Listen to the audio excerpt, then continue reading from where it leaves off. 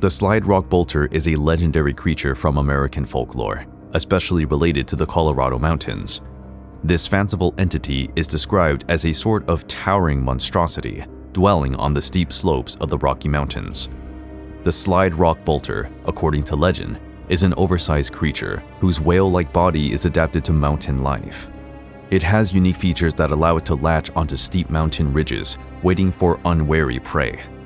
The creature is said to have a huge mouth, flattened sides, and a set of hooks or claws designed to attach itself to rocks.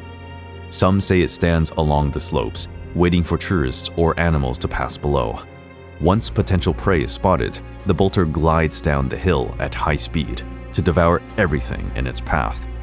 After eating, it crawls back up the mountain to digest its meal and wait for the next prey.